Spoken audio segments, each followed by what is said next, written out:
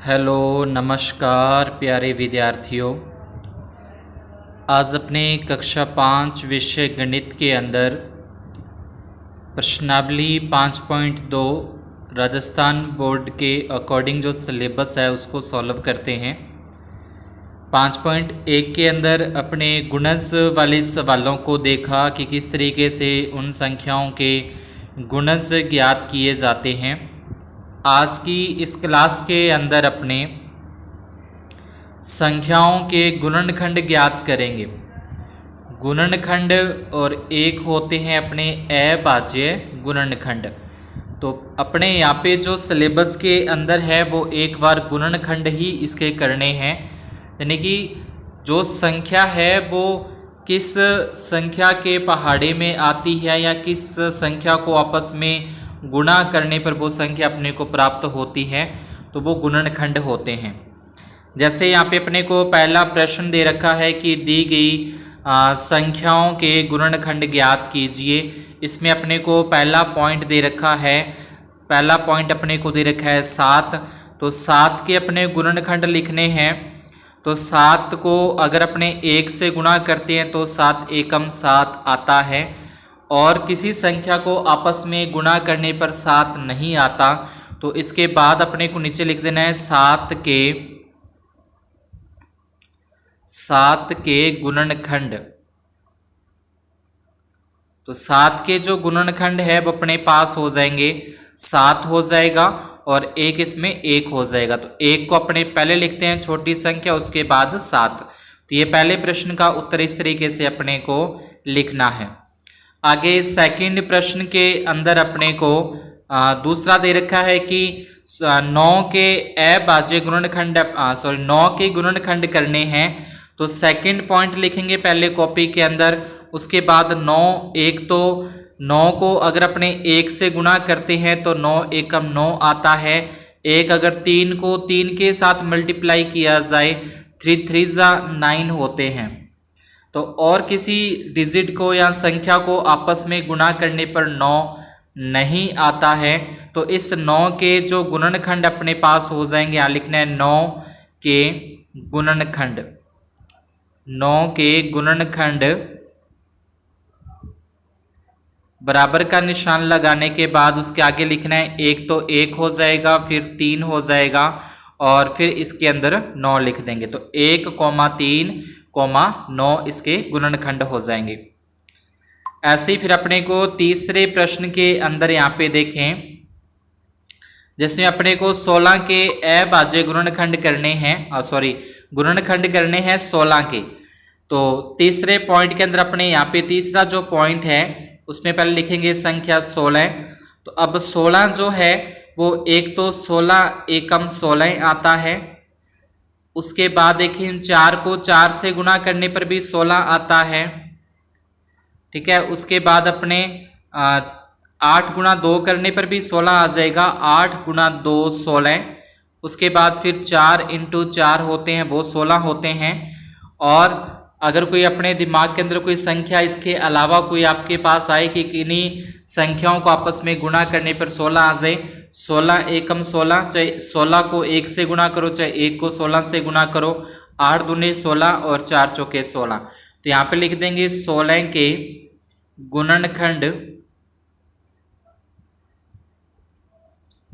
इसके एक तो अपने पास 1 आ रहा है, उसके बाद उससे बड़ी संख्या 2, उससे बड़ा अपने पास 4 आ रहा है, उससे बड़ा अपने पास 8 आ रहा है, उसके बाद 16 आ रहा है। तो आपने यहाँ से इसको मिलान करके भी देख सकते हैं कि 16 एकम 16, 2 8 दूनी 16 और 4 चौके 16 होते हैं। तो ये अपने इसके 16 के गुणनखंड आ जाएंगे। नेक्स्ट पॉइंट के अंदर अपने को 25 के गुणनखंड करने हैं चौथे पॉइंट के अंदर, यानी कि 25 के गुणनखंड लिखने हैं। तो एक तो इसमें आ जाएगा 25 एकम 25 होता है, उसके बाद 5 को 5 से गुणा करने पर 25 आता है, और इसके अलावा आपके माइंड में कोई संख्या नहीं आएगी जिसको गुणा करने पर 25 आता हो। तो 25 के जो गुणनखंड है यहाँ लिख देंगे 25 के गुणनखंड। 25 के गुणनखंड अपने पास आ जाएंगे, 1 आ जाएगा, और एक अपने पास 5 आ जाएगा और एक अपने पास 25 आ जाएगा। ये चौथे पॉइंट के आंसर है वो अपने पास होगा। इसके बाद पांचवें पॉइंट के अंदर अपने को 48 के दे रखे हैं, यानी कि 48 के। तो 48 में एक तो आ जाएगा 48 एकम 48 होते हैं, यानी कि 48 वन जा 48। उसके बाद 2 से करें तो 24 2 जा 48 होते हैं, तो 24 गुना 2 आ जाएगा 48। उसके बाद देखें 16 तिया 48 होते हैं, तो 16 और 3 हो जाएंगे। उसके बाद 12 चौके 48 होते हैं, तो यहाँ पे अपने 12 चौके 48 हो जाएंगे। उसके बाद 5 के पाड़े में नहीं आते, 6 के पाड़े में 8 छिके 48 होते हैं। तो ये अपने पास जो गुणा करने पर 48 आते हैं वो सारे के सारे यहाँ पे अपने पेयर जोड़े हैं वो लिख लिए हैं। उसके बाद यहाँ लिख देंगे 48 के गुणनखंड, 48 के गुणनखंड लिखे जाएंगे। एक तो 1 आ जाएगा, उसके बाद 1 के बाद 2 आ रहा है, 2 के बाद 3 है, 3 के बाद 4 भी अपने पास आया, 4 के बड़ा 6, उससे बड़ा 8 हो जाएगा, उससे बड़ा 12 हो जाएगा। उसके बाद 16 है, उसके बाद फिर 24 है, उसके बाद फिर 48 है। तो ये सारे के सारे अपने क्या हो जाएंगे, जो गुणा में अपने लिखे हैं वो सारे इसके गुणनखंड आ जाएंगे। नेक्स्ट अपना इसमें है 63 के, यानी कि 63 के अपने को लिखने हैं छठे पॉइंट के अंदर। 63 के यहाँ पे तो 60 जो 3 है वो अपने पास एक तो 63 को 1 से गुना करें, 63 वन जा 63 हो जाएंगे। और उसके बाद इसके अंदर 2 का भाग नहीं जाएगा, 3 का 21 तिया 63 होते हैं, तो ये 21 तिया 63 आ जाएगा। 4 के पाड़े में नहीं आते, 5 में नहीं आते, 6 के पाड़े में भी नहीं आते, 7 के पाड़े में आते हैं, 9 7 63 होते हैं। और उसके अलावा ये किसी के पाड़े के अंदर नहीं आते हैं। इसके बराबर में यहाँ पे अपने को 63, इसके बराबर में यहाँ पे 63। तो इसके जो गुणनखंड हो जाएंगे 63 के गुणनखंड, तो 63 के गुणनखंड अपने पास एक तो 1 के पाड़े से पूरा पूरा भाग जा रहा है, उसके बाद 3 से जा रहा है, उसके बाद फिर अपने पास 7 से जा रहा है, 7 के बाद 9 से जा रहा है, 9 के बाद फिर 21 से जा रहा है, और 21 के बाद फिर ये 63 से जा रहा है। तो ये इसके गुणनखंड आ जाएंगे, यानी कि ऐसी संख्या जिसका भाग दी गई संख्या के अंदर पूरा पूरा जाए, कोई भी शेषफल न बचे, वो उसका गुणनखंड होता है। जैसे अपने 1 का भाग दें 63 में, तो 1 का 63 में भाग दें पूरा पूरा जाएगा। अगर अपने 3 का भाग दें 63 के अंदर, तो 3 दूनी 6, घटा देंगे 0 पर से 3, फिर 3 एक कम 3, यानी कि 21 तक पूरा पूरा चला जाएगा। ऐसे 7 का भाग भी पूरा पूरा जाता है, 9 का भाग भी पूरा पूरा चला जाएगा, 21 का भाग भी पूरा पूरा, और 63 का भाग भी ये पूरा जाता है, कुछ भी रिमाइंडर है वो नहीं बचता। तो गुणनखंड वो संख्या है जिसका डिवाइड है वो पूरा पूरा हो जाए, कुछ भी रिमाइंडर न बचे, वो उसके क्या होते हैं, गुणनखंड होते हैं। आगे नेक्स्ट अपने को सेकंड पॉइंट के अंदर अगर अपने देखें, तो सेकंड पॉइंट के अंदर अपने को समान गुणनखंड यहाँ पे बताने हैं, दी गई संख्याओं के समान गुणनखंड।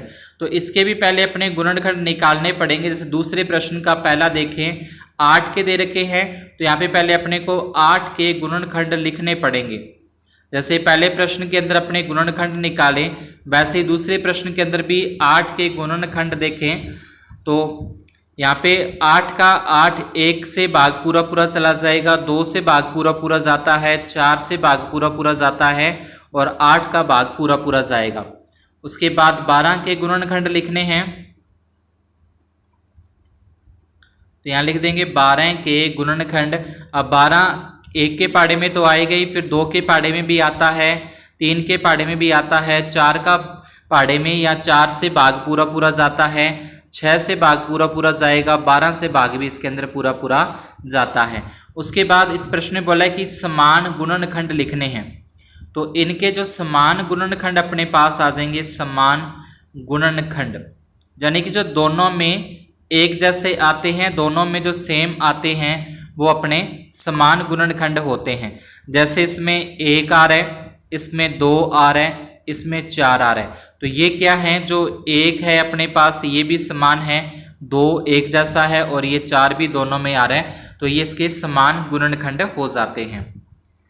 आगे नेक्स्ट अपने बात करें सेकंड पॉइंट की, जिसमें 10 व 20 के निकालने हैं। तो 10 के गुणनखंड लिखेंगे पहले, उसके बाद 20 के, फिर दोनों में जो समान है वो अपने को लिखना है। सेकंड पॉइंट के अंदर 10 के गुणनखंड अपने लिख लिए, 1 2 5 10 हो जाएंगे। फिर 20 के गुणनखंड 1 2 4 5 10 और 20 के पहाड़े में आता है।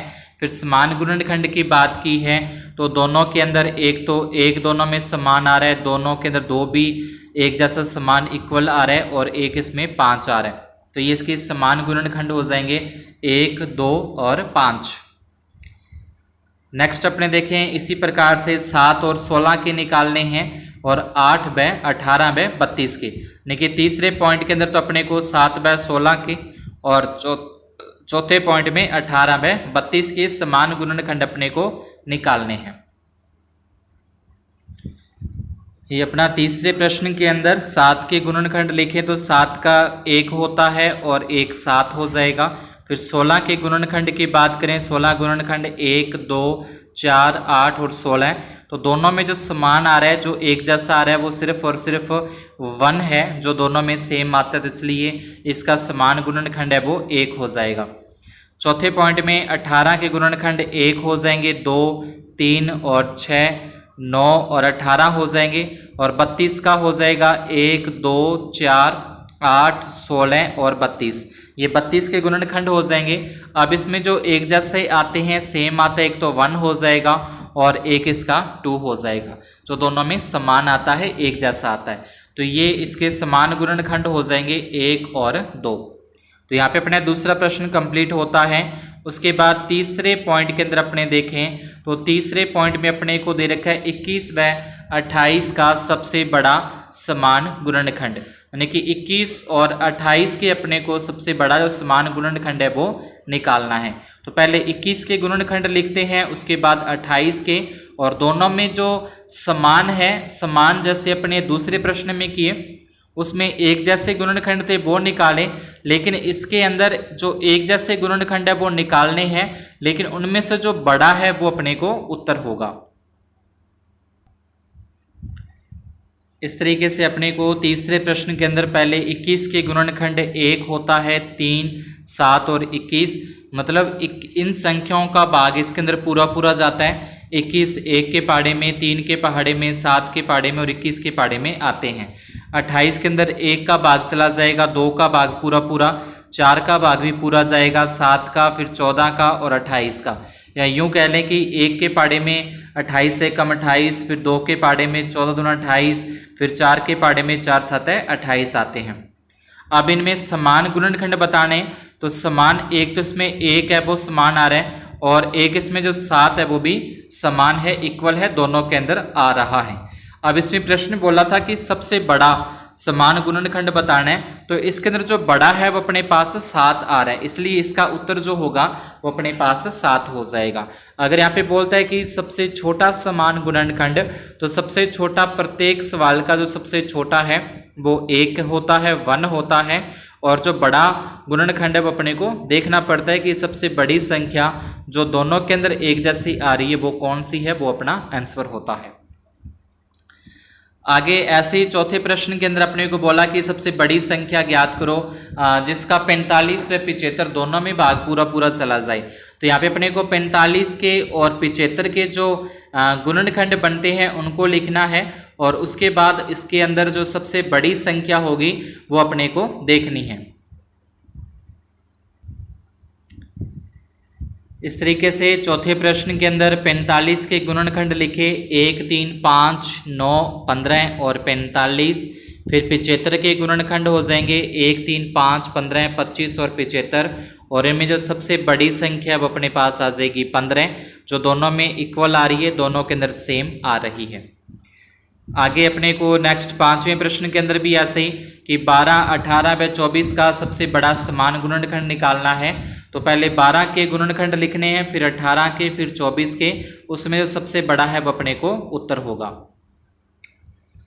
ये 5वें प्रश्न के 12 के गुणनखंड हो जाएंगे आपके सामने, फिर 18 के गुणनखंड हो जाएंगे, उसके बाद 36 के गुणनखंड अपने को लिख लेने हैं। और इनमें जो सबसे बड़ा और समान भी होना चाहिए और सबसे बड़ा भी होना चाहिए, तो वो अपने पास आ जाएगा 6 आ जाएगा। 6 तीनों के अंदर आता है और 6 से बड़ी कोई संख्या ऐसी नहीं है जो तीनों के अंदर आ रही हो, तीनों के अंदर सेम हो, तीनों के अंदर इक्वल हो, तो अपना 6 है, तो इसलिए इसका जो आंसर है वो 6 हो जाएगा, 6 हो जाएगा। आगे छठे प्रश्न के अंदर अपने को देखा है 15, 27 और 36 का सबसे बड़ा समान गुणनखंड निकालना है। तो इसी तरीके से अपने को छठे प्रश्न के अंदर भी 15 के गुणनखंड, 27 के गुणनखंड और 36 के गुणनखंड लिखने हैं। तो 36 के गुणनखंड तो इस प्रश्न में अपने लिख ही रखे हैं, और 15 और 27 के लिखकर उन तीनों में जो सेम आता है, बड़ा आता है, वो इसका आंसर हो जाएगा। तो छठा प्रश्न है वो अपने को आप खुद सॉल्व कर लेना है इसी तरीके से। आगे अपना लास्ट प्रश्न है 7वें के अंदर, जिसमें बोला कि दूध की 2 कैनों में क्रमशः 20 व 30 लीटर दूध भरा है। बड़े से बड़ा बर्तन का नाप क्या होगा जो दोनों कैनों के दूध को पूरा पूरा माप सके। तो इस तरीके से बड़े से बड़ा बर्तन का माप अपने से पूछेगा, तो जो तीनों में जो सेम आता है, जो सबसे बड़ी संख्या जो तीनों में एक जैसी आती है, वो अपना क्या हो जाएगा, सबसे बड़ा दूध का माप हो जाएगा, जिसको पूरा पूरा माप सके। या इसके अंदर अपने आगे की क्लासों के अंदर इसको अपने मैसा के रूप में, महत्व स्वावर्तक के रूप में जानेंगे। तो फिलहाल अपने को छठे प्रश्न 7वें प्रश्न में पहले 20 के गुणनखंड लेने हैं और उसके बाद 30 के गुणनखंड लेने हैं। ये लास्ट प्रश्न के आ जाएंगे। 20 के गुणनखंड अपने पास 1, 2, 4, 5, 10 और 20 होते हैं। 30 के गुणनखंड यानी कि जो 30 की संख्या के पहाड़े में आता है, या 30 के अंदर कौन सी संख्याओं का भाग पूरा पूरा जाता है, वो अपने यहाँ पे लिख लिया है। अब इसमें सबसे बड़ा माप जो पूरा पूरा माप सके, तो एक जैसे तो पूरा पूरा इसके अंदर माप लेगा अपने पास। देखें तो जो सेम आ रहा है, 1 लीटर का माप भी पूरा पूरा माप देगा, 2 लीटर वाला माप भी पूरा पूरा माप देगा, 5 लीटर वाला माप भी पूरा पूरा माप देगा, और 10 लीटर वाला माप है वो भी इस दूध को पूरा पूरा माप लेगा। लेकिन इसमें बड़े से बड़ा माप पूछा है, तो बड़े से बड़ा माप अपने पास 10 लीटर का आता है, इसलिए इसका आंसर अपने पास 10 लीटर आ जाएगा। तो आज की क्लास में अपने इतना ही, ये प्रश्नावली यहाँ पे होती है पूरी। अगर आपको सवाल ये समझ में आए हों तो वीडियो को लाइक और चैनल को सब्सक्राइब जरूर कर दीजिएगा। अपने फ्रेंड्स के अंदर, अपने सहपाठियों के अंदर, अपने क्लासमेट के अंदर इसको शेयर करना न भूलें। धन्यवाद और शुभ दिन।